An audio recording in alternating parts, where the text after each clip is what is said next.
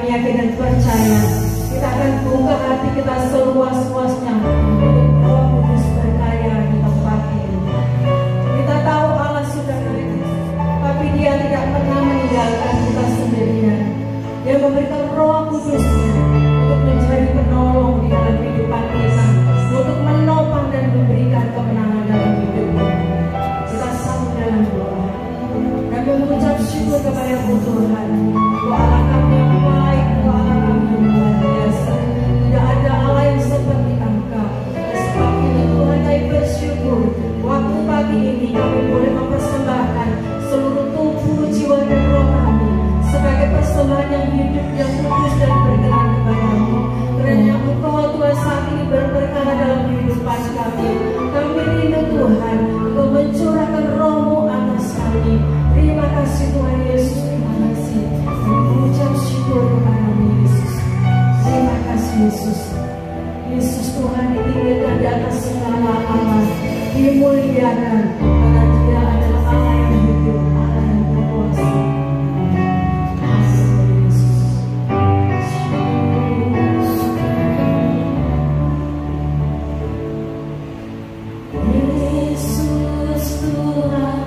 Dimuliakan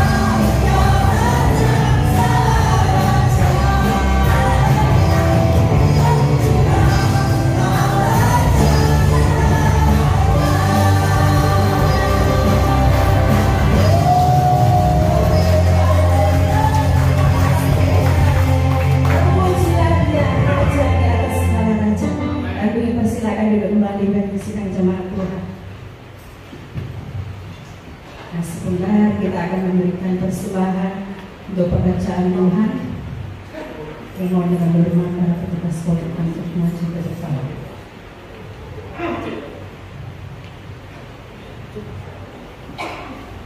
Kami naikkan syukur kepada Tuhan setelah kami mempersembahkan sebagian dari rupiah untuk pekerjaan Tuhan. Kiranya Engkau Allah yang akan memberkati kami, memberkati setiap usaha pekerjaan kami, memberkati setiap apa yang kami kerjakan. Tuhan berharap Tuhan buat berhasil dan nama Tuhan itu dipersertai kemuliaan. Seberapa besar kami memberi Engkau Tuhan, kiranya Engkau Allah yang akan turut campurkan. Terima kasih Tuhan, di dalam nama Yesus kami sudah berdoa dan mengucap syukur. Haleluya, amin.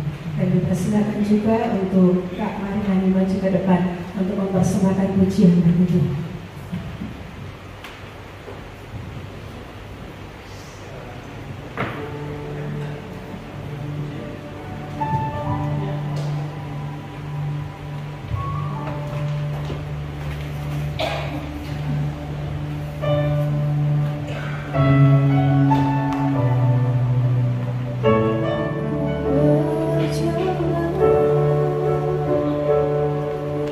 Kasih-Mu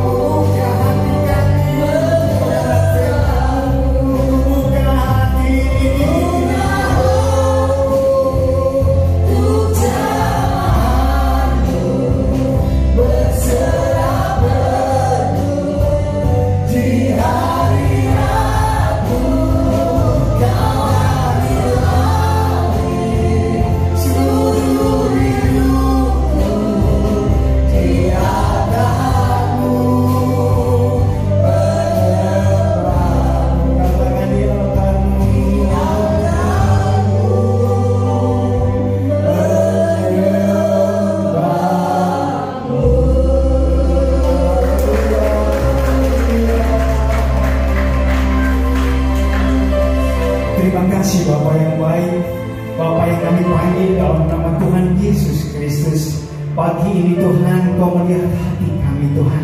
Mungkin di dalam hati kami saat ini terasa hampa Tuhan.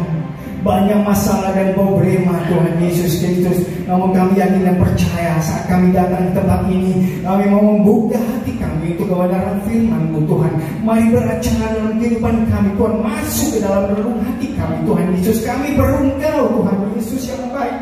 Kami berengkau ya Roh Kudus-Mu untuk memberikan kekuatan kepada kami, untuk memberikan penghiburan kepada kami, menyatakan kebenaran-Mu dalam kehidupan kami Tuhan. Kami siap mendengar kebenaran firman-Mu Tuhan Yesus. Taruh perkataan-Mu dalam mulut lidah hamba-Mu Tuhan. Begitu pula para jemaat-Mu Tuhan yang mendengarkan kebenaran firman-Mu. Kau jamah, Kau berkati dia. Biar semuanya itu untuk mendatangkan dan kemuliaan nama-Mu. Kami siap mendengarkannya dalam nama Tuhan Yesus. Haleluya. Amin. Silakan duduk saudara yang kasih dalam Tuhan. Shalom. Bangga dan senang sekali bisa ibadah di tempat ini saudara yang baik. Karena hari Minggu itu adalah hari kita memberikan waktu kita untuk kebenaran firman Tuhan, untuk datang kepada Tuhan Yesus Kristus. Banyak orang di sana yang pergi mungkin lebih mencari kesenangan dunia, tapi berbahagia kita, banggalah kita yang ada di tempat ini. Kita memberikan waktu kita untuk kebenaran firman Tuhan sebagai suatu persembahan yang kudus, yang hidup, yang berkenan kepada Allah. Itu adalah ibadah kita yang sejati. Amin, saudara. Saya perkenalkan sebelumnya, nama saya adalah Joni. Saya keturunan juga dari Manado, Joni Romankan, saudara. Tapi saya lahirnya di Jakarta. Saya lahir di Jakarta, saat di Malang, kemudian saya lulus sekolah, saya bekerja di Bandung. Suatu ketika saya kurang lebih 20 tahun sudah bekerja di Bandung. Ya sudah boleh dikatakan sudah nyaman dan sudah enak. Tetapi ya orang tua mertua saya memanggil, pulang, ayo layani Tuhan. Itu lebih indah dari semua. Nah enggak, nanti dulu ya, nanti dulu katanya.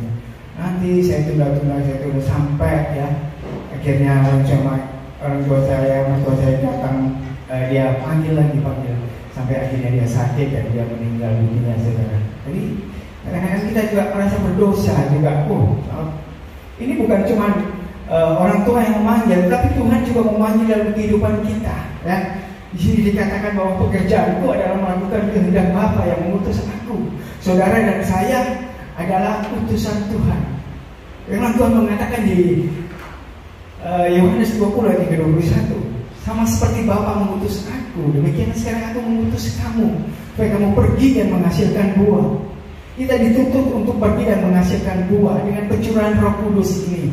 Itu Roh Kudus itu yang akan memberikan kekuatan kepada kita, menyatakan kebenarannya kepada kita, sehingga kita tidak malu-malu lagi untuk memberitakan kebenaran firman Tuhan.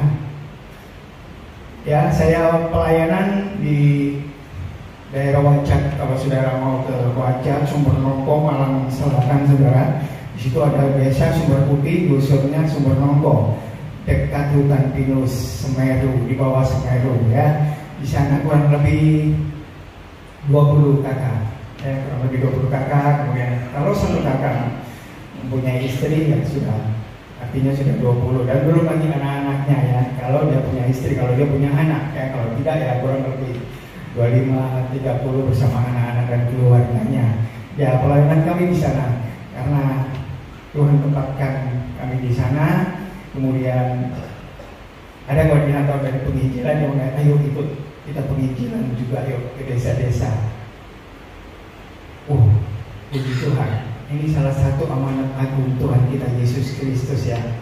Jangan kita menolak panggilan Tuhan itu dimanapun kita berada, dimanapun kita diutus ya. Sekalipun itu rasanya capek ya. Saya bangun tadi pagi itu bangun jam 2. Koordinator saya mengajakkan jam 4 tidak berangkat, tapi karena saya minta alarm jam 3, jam 2 sudah kebangun sudah. Saya takut kebablasan lagi. Memang sebetulnya capek karena tidurnya kurang lebih jam 12, bangun jam 2. Tapi saya tadi sempat istirahat sebentar di mobil ya, karena kecapean. Ya saya pikir Oh Tuhan, beri kekuatan ya. Kita kalau dalam melayani Tuhan, kita tidak boleh berkata capek, letih, jangan. Biarlah rohmu menyala-nyala dan melayanilah Tuhan ya. Roma 12 ayat 11 itu selalu mengingatkan kita, jangan hendaklah kerajinanmu itu kendor, tapi biarlah rohmu itu menyala-nyala dan melayani Tuhan. Sekalipun kita letih, sekalipun kita banyak masalah yang kita hadapi, dalam mungkin masalah keluarga, masalah rumah tangga ya, banyak lagi yang lain, mungkin hutang piutang dan lain-lain sebagainya. Seakan kita tidak mampu dan kita seakan tidak sanggup, tapi kita mempunyai Allah yang besar, Allah yang luar biasa. Janjinya ya, Dia akan menyelesaikan semua masalah kita. Sekalipun itu bagi kita, Tuhan Yesus, janji Tuhan itu seakan-akan tidak pernah ada, tidak pernah terjadi ya. Kalau Tuhan sudah berjanji, 2 Petrus 3 ayat 9, Dia tidak akan lalai untuk menepati janjinya, saudara. Amin, saudara. Dia Allah yang tidak pernah lalai bagi kita semua. Pertolongan Tuhan itu tepat pada waktunya.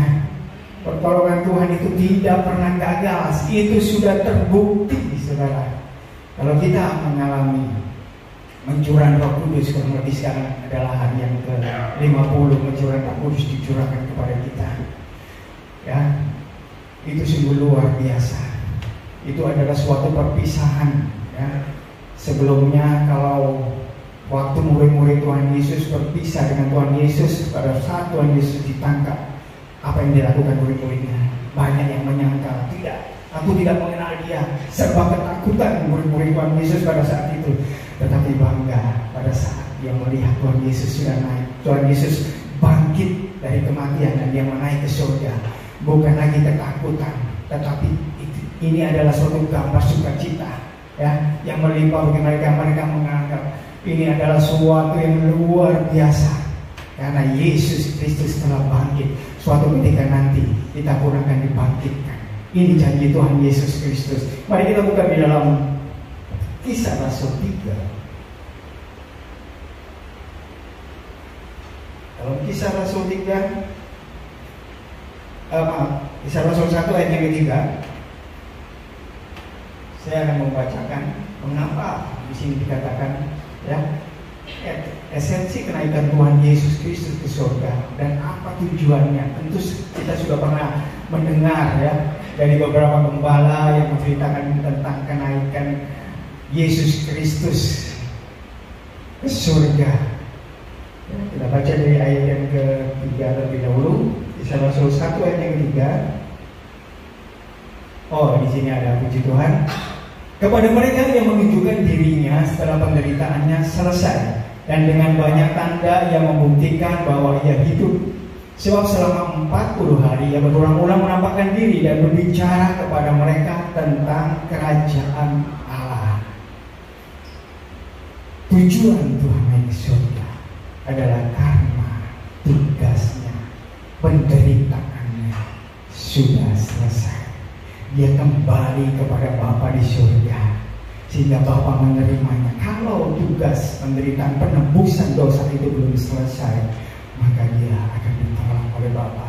Tapi karena dia sudah selesai melakukan tugasnya, penebusan dosa umat manusia, maka hal ini pun dikatakannya pada saat di atas kayu salib sudah selesai. Tetelestai. Dia telah mengalahkan maut. Kuasa dosa itu telah dikalahkan, telah dihancurkan, sehingga dia kembali kepada Bapa di surga. Bukan cuma itu saja, saudara, kita banyak, bahkan kita selalu dihiburkan dengan ayat-ayat firman Tuhan. Bukan cuma dia kembali kepada Bapa karena tugasnya yang sudah selesai saat penebusan dosa umat manusia, tetapi yang sangat menggembirakan, semuanya itu adalah Dia memberikan tempat bagi kita. Kita di surga itu boleh dikatakan tempat di surga itu masih boleh dikatakan kapling. Kalau kita membangunnya dengan iman kita, percaya kita, perbuatan baik kita, ya, yang menyediakan tempat di surga. Tapi dengan apa kita harus membangun juga tempat itu? Dengan perbuatan baik kita, pengorbanan saudara, ya, Kesetiaan saudara saat datang kepada Tuhan Yesus Kristus itu mendapatkan upah nantinya kekal di surga. Karena semuanya itu akan, boleh dikatakan nanti akan berbeda-beda, saudara. Banyak orang yang sudah diselamatkan juga ya, tetapi dia kadang masih dia merasa orang Kristen, tetapi kehidupannya juga masih ada di dalam dosa. Itu yang Tuhan tidak mau. Barang siapa ada di dalam Kristus, dia adalah ciptaan yang baru. Yang lama sudah berlalu, sesungguhnya yang baru itu sudah datang. Karena pengorbanan Yesus di atas kayu salib tidak ada lagi nanti. Ya, Ibrani 10 ayat yang ke-26, tolong dibuka. Ini pernyataan Tuhan bahwa suatu ketika nanti tidak ada lagi korban penebusan dosa. Haleluya. Ibrani 10 ayat yang ke-26. Sebab jika kita sengaja berbuat dosa sesudah memperoleh pengetahuan tentang kebenaran, maka tidak ada lagi korban penghapusan dosa. Akankah saudara menyalibkan Tuhan untuk kedua kali? Tidak. Dia sudah pulang. Dia sudah selesai korban penebusan dosa itu. Dia sudah kembali kepada Bapa dan Bapa menerimanya, bahkan memberikan kemuliaan. Kemuliaan itu juga diberikan pada saat sewaktu dia bangkit. Ini sewaktu dia mati. Jadi kemudian itu juga diberikan pada saat Tuhan Yesus bangkit dan dia datang ke surga. Bahkan dia duduk di sebelah kanan Allah Bapa. Kisah Rasul 3, Kisah Rasul 1 ayat yang ketiga, kita buka. Bahkan janjinya suatu ketika nanti,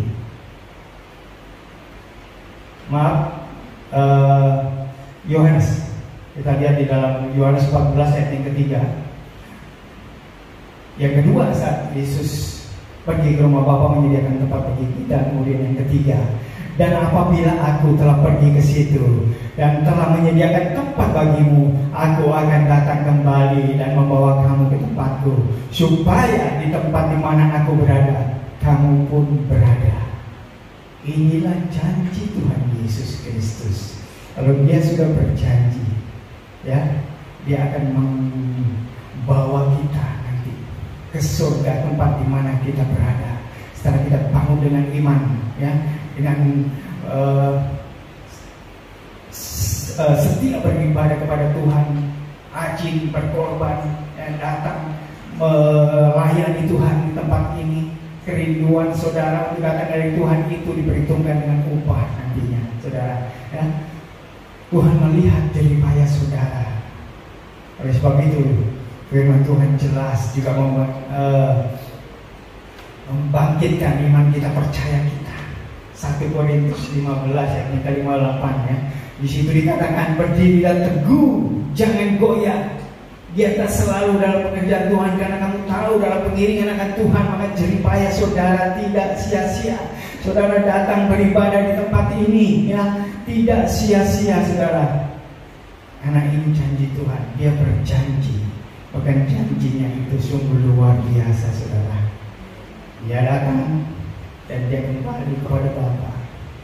Peristiwa ada 5, kurang lebih 5 peristiwa kristologis, ya saudara. Saat dia datang lewat bayi, kelahirannya, kematiannya, kebangkitannya, ya. Bahkan yang terakhir nanti kita nunggu kedatangannya itu saudara. Kedatangannya rapture, saat kita nanti akan diangkat di surga saudara.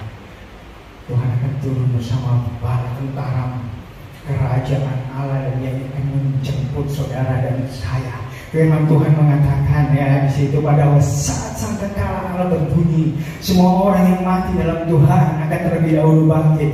Setelah itu kita yang masih hidup, kita tentu mempunyai suatu kerinduan, kita dibangkitkan juga, ya. Kita yang masih hidup pun mempunyai suatu kerinduan, suatu saat nanti kita akan diangkat menuju surga, bukan? Itulah kerinduan kita saudara. Oleh sebab itu, mari jangan jemu-jemu, jangan goyah untuk melayani Tuhan. Sekali Yesus tetap Yesus. Tidak ada yang bisa dapat menyaingi saudara.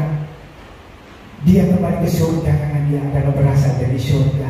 Nabi mana yang berasal dari surga, ya, sehingga dia kembali, dia memberikan tempat surga yang kekal, yang mulia kepada kita.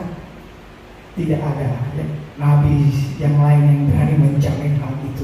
Bahkan dia berkata, aku dah jalan kebenaran dan hidup itu. Tidak ada seorang pun sampai kepada Bapa kalau tidak melalui aku. Tritunggal itu kalau kita lihat, Rohnya pun diutus kepada kita. Yesus sebagai firman Allah, pengetahuan Allah, pikiran Allah diberikan kepada kita karena dosa manusia. Adam yang pertama telah berbuat dosa. Yesuslah sebagai Adam yang kedua, sebagai suatu penggenapan dalam dunia ini. Dia telah mati untuk kita semua. Bahkan kalau kita tahu, kita dengar ya, orang-orang ada juga yang bertanya, orang yang di luar Tuhan, loh, Allah kok mati? Yesus kok mati? Saudara, apa yang bisa saudara jawab? Ya, dia mati karena dalam wujud kemanusiaan. Dia tidak mati karena dia diambil oleh kuasa kegelapan, kuasa maut, tidak. Yesus mati karena dia memang menyerahkan hidupnya, dirinya kepada Bapa. Kuasa kegelapan, kuasa setan yang juga dia tidak menguasainya, tapi dia menyerahkan dia kembali kepada Bapa, pada Bapa di surga. Mari kita yang ada di tempat ini, lewat kasih karunia Tuhan yang telah diberikan kepada kita, jangan jemu-jemu berbuat baik. Memang keadaan perbuatan baik itu tidak menjamin kita masuk ke dalam kerajaan surga, tetapi lewat kasih karunia Tuhan Yesus Kristus sehingga kita dibukakan, kita dicelikan, ya, sehingga kita dapat berbuat baik sesama anggota kerajaan surga, sama orang yang belum percaya. Kita harus berbuat baik, melayani, saling membagi. Jangan sampai, kata firman Tuhan di dalam Ibrani 10 ayat yang ke-20, jangan engkau meninggalkan ibadahmu seperti yang dibiasakan seperti orang. Biarlah kita saling, ya, kita saling menasihati, kita saling membangkitkan iman percaya kita, saling memberi kesaksian di situ. Buktikan, nyatakan bahwa Tuhan yang kita sembah adalah Allah yang hidup. Oleh sebab itu tidak sia-sia kepercayaan saudara dan saya. Tidak sia-sia. Kalau kita menyembah Allah yang mati, percuma kita menjadi orang Kristen. Allah yang kita sembah mati kok, yang ngapain? Tapi karena Allah yang kita sembah adalah Allah yang hidup, suatu ketika nanti janjinya kita akan memperoleh juga kehidupan yang kekal di surga. Haleluya, saudara. Bangga kita mempunyai Tuhan Yesus Kristus, ya. Kita tahu apa yang terjadi berapa jam ke depan, berapa hari, berapa tahun. Bukan berarti orang yang lebih tua itu akan antri terlebih dahulu, ya, akan meninggal, tapi tidak. Kalau kita tahu keadaan sekarang, ya, dunia sudah tidak menentu, saudara. Bahkan kita lihat peperangan di sana sini, Ukraina, kemudian di Gaza dan lain sebagainya, maka masih kecil, masih banyak pun, ya, kita tidak tahu. Kematian itu adalah misteri, saudara. Oleh sebab itu, selama kita masih ada hidup, kita melakukan kehendak Bapa yang mengutus. Dikatakan saat Roh Kudus dicurahkan, ya, kita mau menjadi teladan seperti Yesus Kristus. Roh Kudus itu menguatkan kita, memberikan kebenaran dalam kehidupan kita, sehingga memampukan kita. Firman Tuhan, Injil yang kita beritakan adalah kabar kebaikan, itu akan memberikan suatu kekuatan kepada kita. Injil adalah kekuatan Allah yang menyelamatkan setiap orang yang percaya. Jadi saya beberapa hari yang lalu, ya, beberapa hari saya pernah mengalami hal ini, saudara. Saya mau beritakan Injil, saya merasa saya gagal, saya ada kerinduan untuk memberitakan Injil, ya. Pada saat saya di Bandung waktu itu saya kena sakit sekali, saudara, perut saya. Ternyata ada batu empedu. Di situ saya dibawa ke IGD, ya. Saya ada badan sakit, tapi saya masih melihat orang yang menderita, berteriak-teriak ibu-ibu, saudara. Dia merasa bahwa, dia berteriak, maaf kata, dia tidak bisa buang air kecil, sehingga dia harus nangis dan dia berteriak-teriak, saudara. Nggak tahu itu sakit apa namanya, saudara. Saya tidak tahu karena itu, tapi ada kerinduan dalam hati saya. Tuhan, tolong, saya mau doakan, saya mau hampiri orang sakit, saya juga sakit, tapi saya itu ada kerinduan untuk menghampiri, tapi saya merasa, tidak mampu ya saya, tidak bisa, karena di situ dikelilingi oleh keluarganya, saya ingin memberitakan firman, saya ingin mendoakan, saudara. Karena saya merasa gagal, jadi saya pulang, ya udah, ya saya bawa WD, setelah saya diobati, saya tunggu pulang. Besoknya kumat lagi saya, ya, sehingga sampai saya diopname. Suatu ketika saya diopname, Tuhan mendekatkan seseorang yang sepanjang malam dia menderita kesakitan karena dia habis diamputasi karena kanker. Waduh, gitu aja saya merasa Tuhan waktu itu jauh ibu-ibu yang berteriak, tapi saya tidak berani untuk mendoakannya, tidak berani menjadi saksi Kristus, ya, bahwa di dalam Yesus ada kesembuhan, ya. Kemudian sekarang saya masuk lagi, sekarang didekatkan di samping saya bapak yang berteriak-teriak. Waktu itu jauh dan banyak keluarga, sekarang cuman bapak ini namanya Pak Asep, cuman sama istrinya aja. Tuhan berikan hikmat pada saya supaya saya dapat memberitakan Injil kebenaran Tuhan. Sekalipun itu rasanya takut dan tidak berani, akhirnya saya datang. Setelah saya berdoa, Pak, maaf, saya dengar semalam nangis-nangis dan tidak bisa tidur, ya. Iya, ini sakit sekali gini dan dia cerita. Saya orang Kristen, kalau boleh saya mendoakan, Pak, boleh nggak? Oh, boleh, terima kasih, boleh. Mereka rasanya rindu, saudara. Mereka ingin didoakan juga, saudara. Tetapi bagaimana dengan kita, ya? Mereka ingin mendengar, ya, tentang kebenaran firman Tuhan, tapi kalau tidak ada yang memberitakan, kalau kita masih merasa kita takut. Jelas firman Tuhan Allah memberikan kepada kita bukan roh ketakutan, tapi roh yang membangkitkan kekuatan, kasih, ya. Saya pikir saya akan ditolak karena beda, ya. Kita beda keyakinan percaya. Tapi saya cuma mendoakan, oh iya, mau puji Tuhan. Saya berdoa, saya dengarkan pada mereka nama Yesus. Kemudian dia tidak langsung diam, dia masih menangis kurang lebih 5 menit, 10 menit saya dengar sampai malam, tapi cuma hanya kurang lebih segitu, saudara. Tetapi selanjutnya dia bisa tidur. Haleluya, saudara. Bukan karena saya, ya, bukan karena kepandaian saya, tidak, tetapi itu semua karena roh Tuhan Yesus Kristus. Setelah itu paginya dan dia bicara dengan istri saya, alhamdulillah naik. Kalau orang Sunda kan juga gitu, saya lama di Sunda, saudara. Alhamdulillah naik semenjak didoakan semalam ini suami saya bisa tidur. Alhamdulillah, adalah puji Tuhan. Segala kemuliaan hanya bagi Tuhan Yesus Kristus. Haleluya. Itu bagaimana kita? Mari kita belajar, ya, memberanikan diri.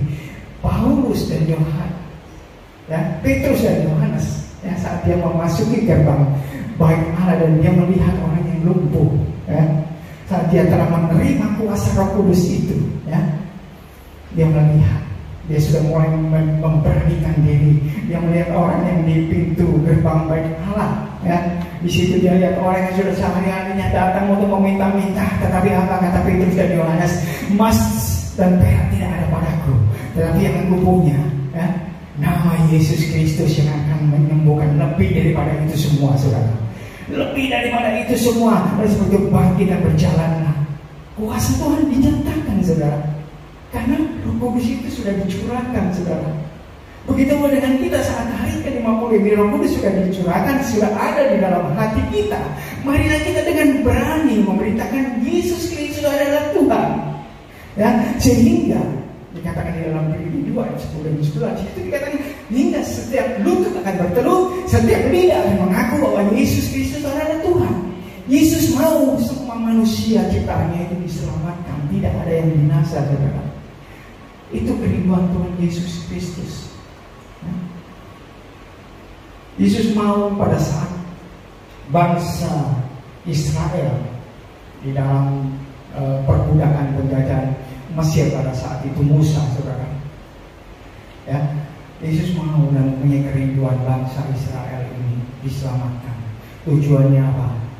Dia ingin membebaskan bangsa Israel, ya, yang awalnya api selalu melindungi dia sebagai bukti nyata penyertaan Tuhan. Bukan cuma itu saja, saudara. Kalau saudara lihat, saudara pelajari dalam firman Tuhan, saat dia sudah mengalami suatu rasa terjatuh sempit.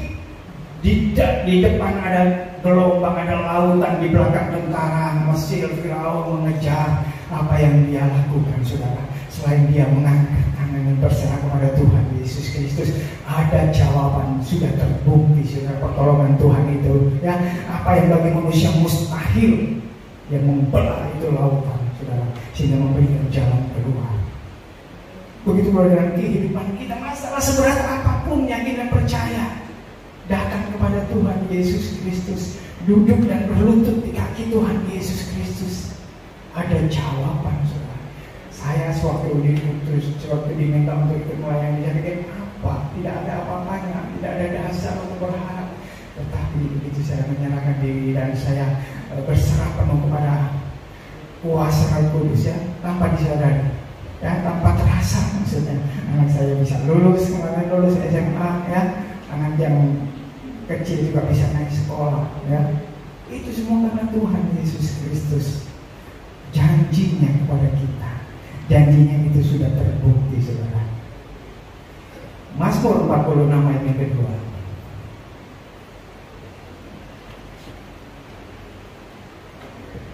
Mazmur 46 ayat yang kedua.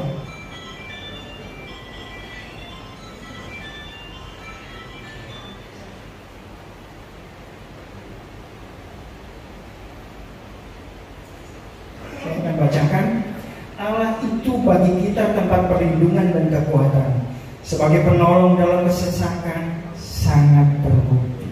Ini, ya, kebenaran firman Tuhan. Ya, dia adalah sebagai penolong dalam kesesakan, sangat terbukti, saudara. Buktinya apa? Bangsa Israel sudah ditolong, ya. Kemudian Sarah, yang boleh dikatakan tidak ada dasar untuk berharap bahwa dia sudah tua akan hamil kembali, tetapi sudah terbukti, saudara, dia hamil dan bisa melahirkan Ishak. Siapa lagi? Banyak, saudara. Yusuf, Tuhan angkat dia, ya, dari perbudakan juga, dan dia dijual berapa, saudara? 2 keping perak, ya. Dan dia bahkan dia dijadikan budak oleh saudara-saudara. Apakah dia sakit hati dengan saudara-saudaranya? Saudara, dia tidak sakit hati, bahkan dia melepaskan pengampunan sehingga Tuhan proses.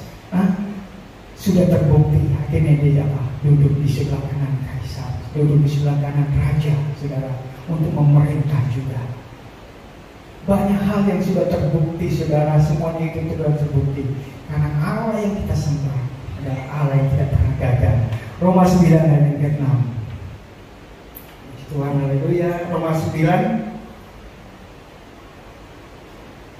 ayatnya yang ke-6, saudara.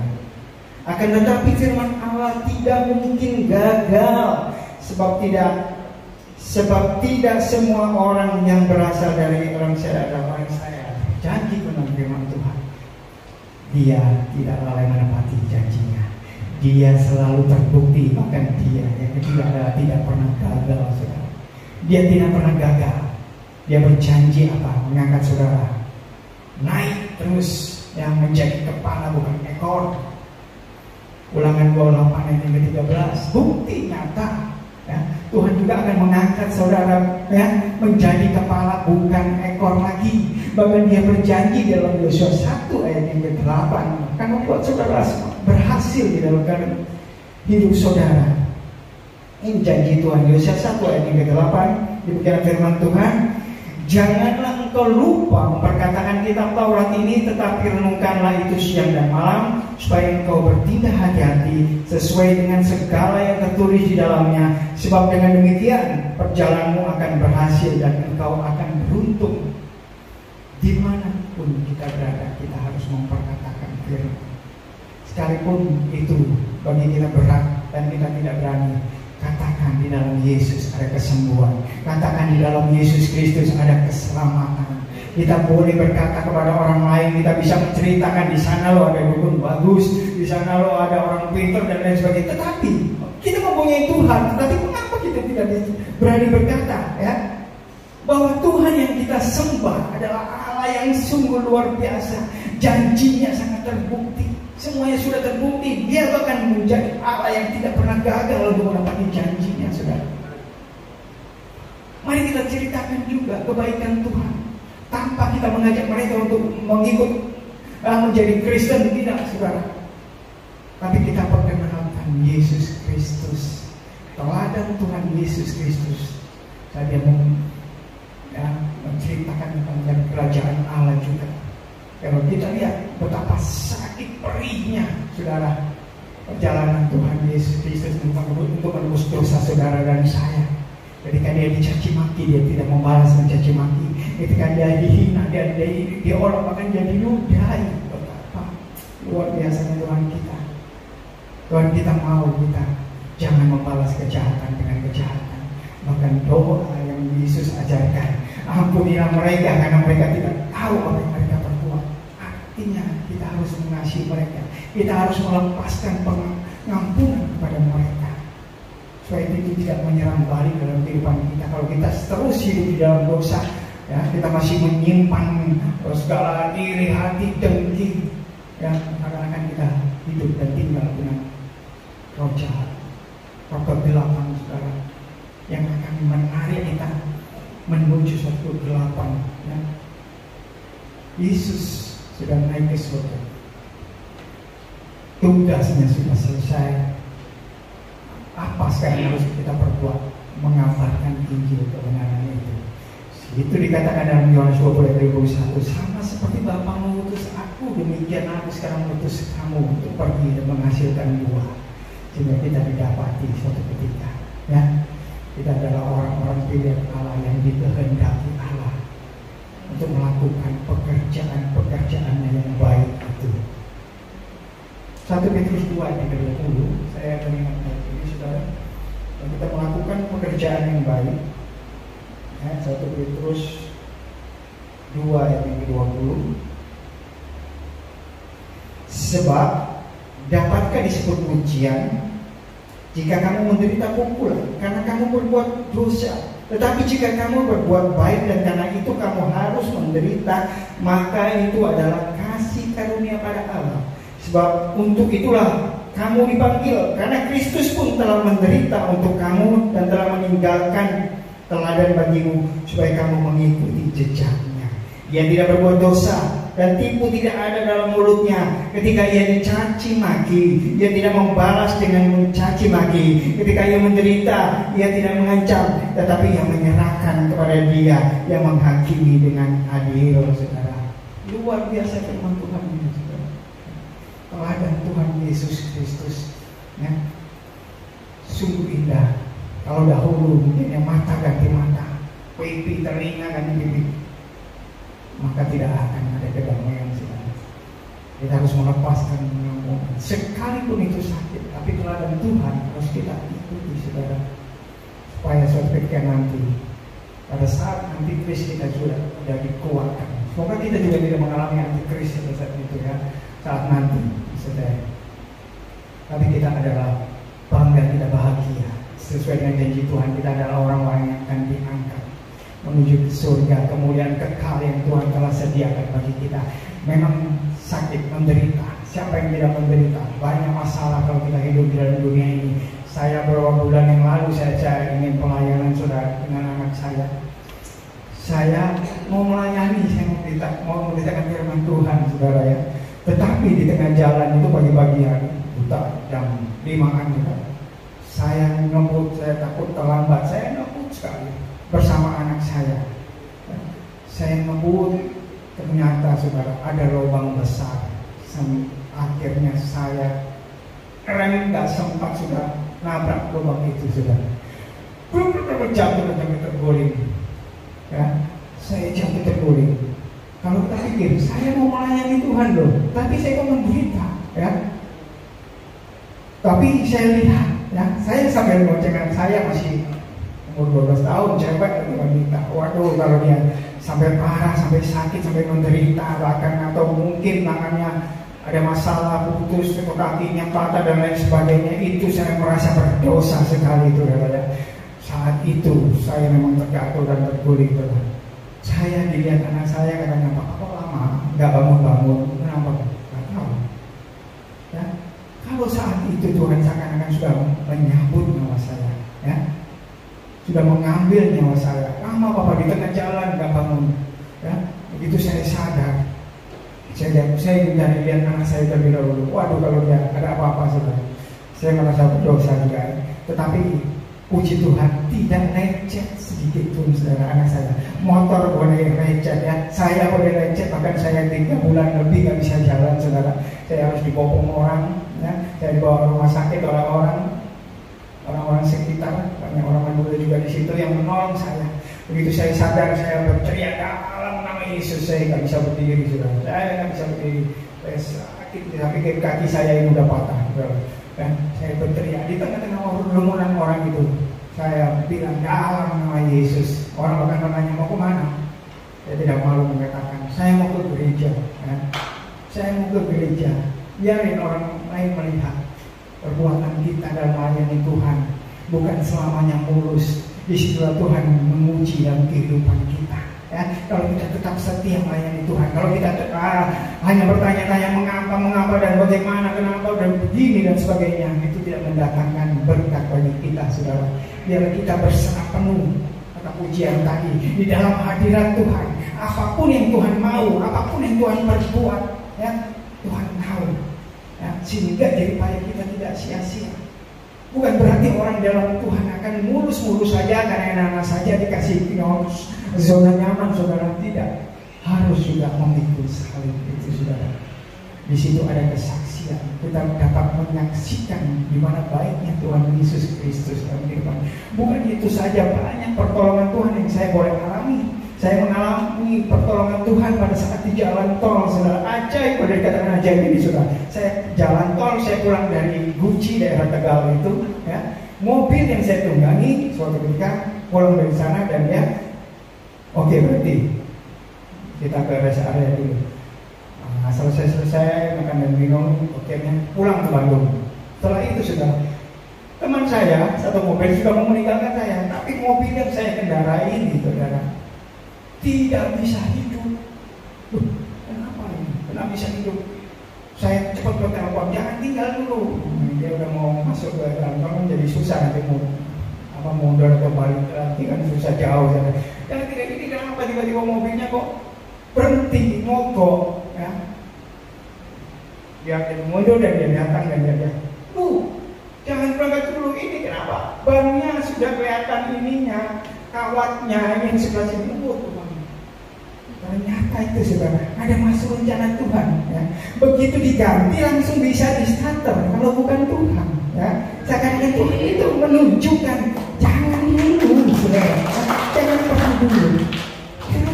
Heran saya. Begitu diganti kok bisa di starter? Luar biasa Tuhan kita. Dia tidak akan pernah meninggalkan kita. Ya. Janji firman Tuhan. Ya. Kita tidak pernah ditinggalkan, bahkan sebagai yatim piatu pun dia akan memelihara dalam kehidupan kita. Dia akan menjaga kita. Aku sekali-sekali tidak akan meninggalkan engkau. Ya. Roma 13 ayat yang kelima. Ya. Itulah janji Tuhan Yesus. Oleh sebab itu kita bangga memiliki Tuhan Yesus. Saya pikir cari manusia, ajaib Tuhan. Terima kasih, saya bersyukur. Ya, ternyata ini kalau diterusin jalan kecepatan tinggi di jalan tol, saudara. Kalau saya jalan di jalan tol itu, ya 140, 150, 160 tergantung kondisi mobil juga. Ya. Pikir ini fit, oke, bisa jalan segini ke atas. Kalau tidak ya, tapi saya lihat puji Tuhan. Ternyata Tuhan punya rencana. Ini Roh Kudus mengingatkan saya, ya, memberi petunjuk pada saya. Roh Kudus itu akan menjadi, ya, memberikan petunjuk dalam kehidupan kita dan kita melangkah kehidupan ini. Kita tidak tahu apa yang akan terjadi ke depan. Berserah penuh kepada hadirat Tuhan, yakin dan percaya Allah terus bekerja dalam segala sesuatu untuk mendatangkan kebaikan bagi mereka yang mengasihi Dia, bagi mereka yang terpanggil sesuai dengan rencana Allah. Kita semua dipanggil sesuai dengan rencana Allah. Dan pekerjaanku adalah, kata Tuhan, melakukan kehendak Bapa yang mengutus aku. Mari jangan berdiam diri saja, merasa kita sudah nyaman, sudah pasti kita diselamatkan. Kita bangun kerajaan, kita bangun iman kita, rumah kita di surga itu lewat iman percaya kita, ya. Dalam melayani Tuhan Yesus, dalam berkorban untuk pekerjaan Tuhan dimanapun saudara berada, ya. Mengasihi sesama orang percaya terlebih dahulu, yang mengasihi orang-orang juga yang belum mengenal Tuhan, sehingga kita diberi kuasa untuk menjadi saksi Kristus ya. Di 1 ayat 8 itu kita diberi kuasa untuk bersaksi kepada mereka di Yerusalem, Yudea, Samaria, bahkan sampai ke ujung bumi. Yerusalem itu boleh dikatakan bayangan daripada keluarga kita. Kalau bilang dulu saudara, kita saksikan mungkin di antara keluarga kita ada yang belum mengenal Tuhan Yesus. Mari perkenalkan mereka Yesus. Di dalam Yesus ada kesembuhan, di dalam Yesus ada keselamatan, bahkan namanya berkuasa. Sehingga suatu ketika nanti setiap lutut yang firman Tuhan, nah, Filipi 2 ayat 10-11 akan bertalu dan siap tidak akan mengaku Yesus Kristus adalah Tuhan, sehingga nama Tuhan boleh diagungkan dan dimuliakan. Bagi kita semua yang percaya dan berharap kepadanya, sekali Yesus tetap Yesus, masalah apapun yang terjadi, biarlah kita tetap pasrah pada tangan Tuhan, pasrah dalam rencana Tuhan, yakin dan percaya rancangan itu kata Tuhan Yesus ya. Bukan rancangan kecelakaan, tapi hari depan yang menjadi harapan saudara. Jadi ini ke 11 saudara. Sungguh kalau kita belajar dan kita memperkatakan firman Tuhan itu hidup saudara. Firman Tuhan hidup. Jangan lagi kita berkata seperti Musa. Kalau saudara melihat di dalam Kejadian keluar 4 ayat 10 saudara. Dia mengaku Tuhan mengutus dia. Dia berkata apa saudara? Penolakannya, dan dia berkata, aku tidak pandai berbicara Tuhan. Aku berat mulut dan aku berat lidah. Jangan menjadi itu seperti Musa saudara. Tetapi apa yang firman Tuhan katakan? Ya, siapa yang membuat mulut, siapa yang membuat lidah? Maka kalau itu semua diambil, ya, baru kita mau, oh ya Tuhan mau, saya mau melayani Engkau. Ya, sama kita masih diberi itu semuanya. Kita agungkan dia, kita muliakan dia, sehingga kita mau menjadi seperti Yesaya 6 ayat yang ke-8. Siapa mau yang aku utus, kata firman Tuhan, ini aku Tuhan, utuslah aku. Haleluya. Saudara mau diutus Tuhan, mengabarkan Injil kebenaran firman Tuhan dimanapun saudara berada. Dekati orang-orang yang kelihatan susah, kurang pengharapan, dekati, beri penghiburan, sehingga saudara boleh dikatakan berbuah di hadapan Tuhan. Apa jadinya kalau saudara tidak berbuah? Matius 3 ayat 8. Hasilkanlah buah sesuai dengan pertobatan, ya. Sehingga tidak dibakar, dapatkan ranting yang akan ditebang, dibakar, sehingga kita akan dibuang. Tapi kita mau seperti itu. Tidak susah mengirim Tuhan Yesus Kristus, ya. Oleh sebab itu mari berdiri teguh, ya, dalam melayani Tuhan. Giatlah selalu dalam pelayanan akan Tuhan, maka jeripaya saudara tidak sia-sia. Demikianlah firman Tuhan yang dapat saya bagikan. Biarlah kita semakin hari semakin dihidupkan oleh Roh Kudus. Roh Kudus itu sudah ada dalam hati kita. Tinggal bagaimana kita membangkitkannya, bagaimana kita memberi makan, ya, dengan firman Tuhan. Kita beri dengan kebenaran firman Tuhan. Firman Tuhan mengatakan, barang siapa tetap dalam firman-Ku, dia adalah murid-Ku, dan dia akan mengetahui kebenaran. Dan kebenaran itulah yang akan memerdekakan kita. Kita disebut Tuhan sebagai orang-orang yang benar, sebagai orang-orang yang menang, karena kita lebih daripada pemenang. Saya undang musik untuk tampil ke depan. Tanda pujian dan mengalir kuasa dari tempat mati, sehingga memenuhi hati kita, relung hati kita, sehingga kita diberi kemampuan, kekuatan untuk melayani Tuhan, memberitakan Injil kebenaran firman Tuhan, ya. Itu sebagai suatu kelanjutan, ya, daripada tugas yang Tuhan telah berikan kepada kita. Amin. Amin Yesus. Saya undang saudara berdiri, kita ambil pujian dari awal.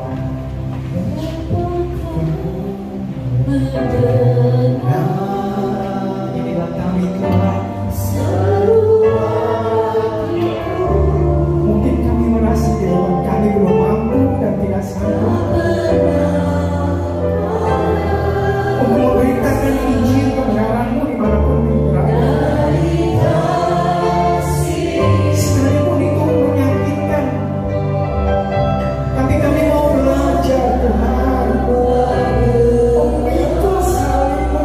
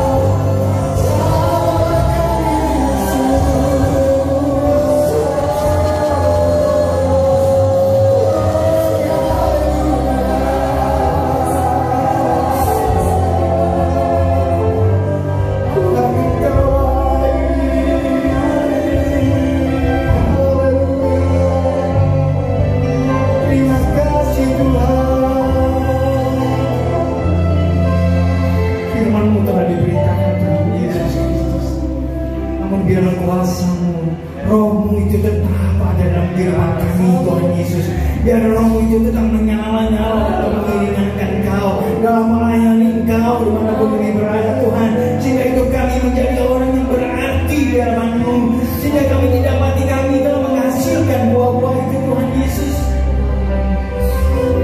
Ladang sudah menguning, siap untuk dituai. Siapa bukan orang yang adalah kita ini? Mari sekalipun itu satu orang boleh diselamatkan. Lukas 15 ayat 7, malaikat di surga akan bersuka cita, akan bersorak. Kalau ada satu orang yang boleh diselamatkan, tentu kerinduan kita, mungkin keluarga kita, teman kita yang kita kasihi, orang tua kita yang belum mengenal Tuhan. Kabarkan Injil kepada orang itu, sehingga kita boleh memperoleh keselamatan dari Tuhan. Mereka pun boleh diselamatkan. Roh Kudus, terima kasih Tuhan Yesus Kristus. Terima kasih Tuhan Yesus. Kami bangga memiliki anak seperti Engkau. Jadikan hidup kami ini semakin hari semakin berkaya dalam mengiring Engkau Tuhan. Inilah kami Tuhan, kami di hatimu, kami di tanganmu. Maka kami ada dalam pikiranmu, dan pernah Kau meninggalkan kami sendiri Tuhan.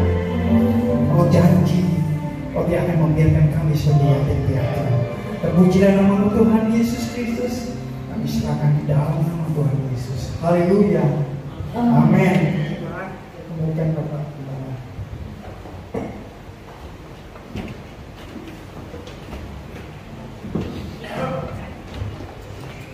Puji nama Tuhan. Bapak Ibu diberkati oleh firman Tuhan. Kami percaya Roh Kudus sudah dicurahkan dalam kehidupan saudara.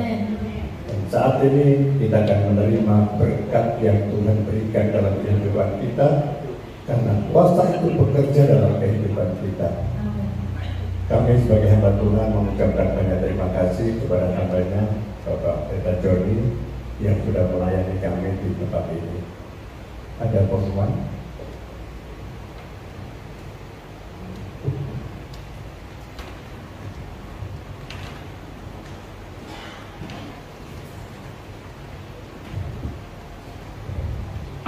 Puji nama Tuhan, Shalom. Sebelum pengumuman kita akan memberikan persembahan kita yang kedua untuk berdoa sawetan bersama di depan. Lebih dahulu kita akan berdoa untuk persembahan dan Tuhan berkata dengan persembahan kita. Bapa yang baik, kami bersyukur saat ini Bapa, Engkau sudah berfirman kepada kami. Biarlah kami yang sudah menerima firman-Mu dapat melakukan dalam kehidupan kami Bapa. Dan saat ini Bapa, kami akan memberikan persembahan kami sebagian kecil dari berkat-Mu Bapa. Kiranya Engkau memberkati tangan-tangan yang sudah mempersembahkan untuk pekerjaan Tuhan di tempat ini. Terima kasih Bapa. Kami serahkan doa kami di dalam nama Tuhan kami Yesus Kristus. Haleluya. Amin. Untuk pengumuman, jadwal ibadah dalam sepekan itu hari Senin 20 Mei 2024. Ibadah kaum wanita dimulai jam 18 atau jam 6 sore. Kemudian Selasa 21 Mei 2024, doa puasa dimulai jam 10 pagi. Kemudian hari Rabu 22 Mei 2024, ibadah tengah minggu dimulai jam 18 atau jam 6 sore. Adapun para pelayan itu hari Rabu, WL-nya Bapak Andre, Singer, Feli, Bob, dan Cicu. Untuk penerima tamu, Bapak Prayogo dan Bapak Bagus. Multimedia Yona, Kolekta, Bu Yoyo, dan Bu Hendro. Kemudian Sabtu 25 Mei 2024, ibadahnya dimulai jam 18 atau jam 6 sore. Kemudian hari Minggu 26 Mei 2024, ibadah raya dimulai jam 9 pagi. Ya, demikian pengumuman dan kita akan menyaksikan.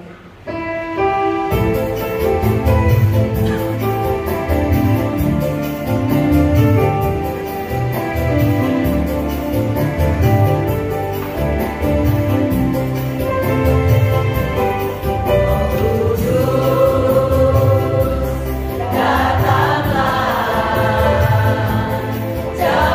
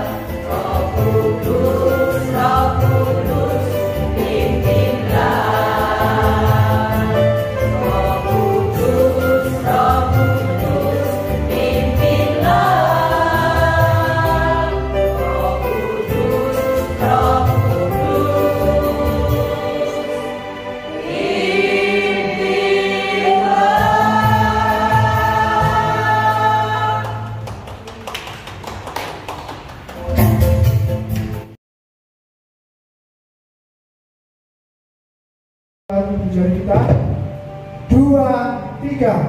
God is good all the time, and all the time God is good. Tuhan Yesus memberkati. Kita akhiri ibadah pada pagi ini.